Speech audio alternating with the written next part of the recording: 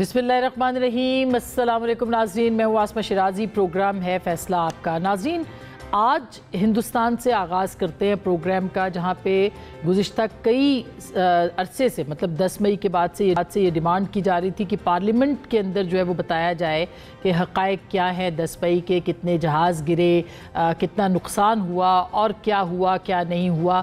बिलाखिर जो है वो इजलास बुलाया गया और बड़ी कमाल महारत के साथ उसी इजलास से पहले महादेव ऑपरेशन जो है वो लॉन्च किया गया। उसमें कुछ इनकाउंटर्स दिखाए गए और कहा गया कि ये पाकिस्तान की तरफ से दहशतगर्द थे जिनको के मारा गया है। अब आज जो है उसमें कल भी पार्लियामेंट में हिंदुस्तान की गर्मा गर्म बहस हुई, आज भी वहाँ पे बहस हुई और वो तमाम सवालात जो कि वहाँ की जनता, वहाँ की आवाम, वहाँ के सियासतदान पूछना चाह रहे थे वो उन्होंने पूछे हैं। और सवाल ये था कि जो प्रेसिडेंट ट्रंप ने कहा है कि 5 तैयारे मारे गए, तो हक़ाइक़ बताए जाएँ कि कितने तैयारे जो थे वो मारे गए, कितना नुकसान हुआ और सीज़ फायर की कॉल किसने की और कैसे की, और इसके ऊपर जो है वो बहस हुई है। आज इसके ऊपर जो है वो मोदी, जो वज़ीर आज़म मोदी हैं, उन्होंने स्टेटमेंट दिया, लेकिन उससे पहले राहुल गांधी ने वही सवाल दोबारा रिपीट किए। और राहुल गांधी ने जो सवाल उठाए हैं वो सवाल हैं जो कि आज हिंदुस्तान में ज़बान ज़द आम है। वो क्या कह रहे हैं ज़रा सुनिएगा।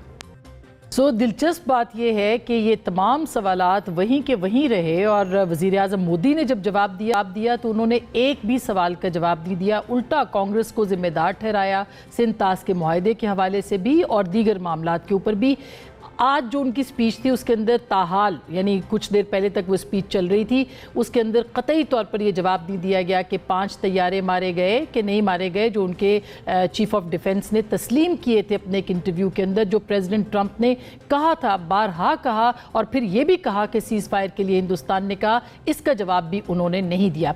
इसके साथ साथ चलते हैं, आपको दूसरी स्टोरी जो जिसके ऊपर बात करना है वो वज़ीर ख़ारजा और हमारे नायब वज़ीर आज़म इसहाक़ डार साहब, जो कि अमरीका के दौरे के ऊपर है और वहाँ पे टैरिफ के हवाले से अहम मामलात भी कहा जा रहा है कि अमेरिका के साथ तय पाएंगे। लेकिन ये जो कॉन्फ्रेंस थी जिसके अंदर वो गए थे, ये फ़लस्तीन के हवाले से थी, उसको तस्लीम करने के हवाले से थी और फ्रांस और सऊदी अरब इसको होस्ट कर रहे हैं। 40 से ज़ायद मुल्क है इसके अंदर और यहाँ पे वज़ीर ख़ारजा ने बहुत अहम स्टेटमेंट्स दिए। नंबर 1, उन्होंने कहा है कि हम फ़लस्तीन की आज़ादी तक इसराइल को तस्लीम नहीं करेंगे। कैटेगोरिकल कहा है कि कोई मंसूबा नहीं है कि इसराइल को तस्लीम किया जाए। और इसके साथ साथ उन्होंने भारत के साथ कॉम्पोजिट और कॉम्प्रिहेंसिव डायलॉग जो है उनके हवाले से बात की है और वेन्यू की भी बात की है। वो क्या, जरा सुनिएगा।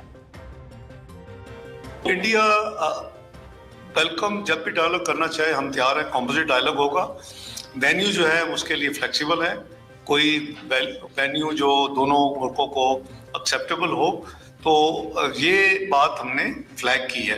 कोई हमारा प्लान नहीं है इजराइल को अभी रिकॉग्नाइज करने का, जब तक फ़लस्तीन का मसला हल नहीं हो जाता। एक तवील अरसे से ये बहस पाकिस्तान में चल रही थी कि पाकिस्तान पे दबाव है कि इसराइल को तस्लीम किया जाए, लेकिन नायब वज़ीर ख़ारजा ने इस मौके के ऊपर ये बयान दिया है कि पाकिस्तान इसराइल को तस्लीम नहीं करने जा रहा है, जो कि ज़ाहिर है दो टोक मौक़िफ़ के तौर पर तस्लीम किया जा सकता है। दूसरी जानिब आज पब्लिक अकाउंट्स कमेटी में समाअत हो रही है या उस मामले को डिस्कस किया जा रहा है जो चीनी की कीमतों के हवाले से। और दिलचस्प बात यह है कि इस्लामाबाद के अंदर चीनी इस वक्त भी बहुत दस्तयाब नहीं है बहुत सी जगहों के ऊपर। और इस मीटिंग के अंदर जो आज इजलास था, इसमें FBR हुक्काम जो है उनसे मालिकान के नाम और जो मिल्स के नाम है वो तलब कर लिए गए हैं। इसके साथ साथ रियाज फतियाना साहब ने, जो कि PTI के सीनियर रहनुमा हैं, उन्होंने ये कहा इस मौके पे कि चीनी की जो कीमत है उसकी मद में कौम से 287 अरब रुपए जो हैं वो बटोरे गए हैं। सवाल ये है कि ये किसकी जेब में पैसे गए हैं, ये सबसे अहम सवाल है। और साथ साथ जुनैद अकबर साहब ने भी ये कहा कि ये शुगर मिल्स मालिकान को बरामद करने के लिए सब्सिडी क्यों दी गई।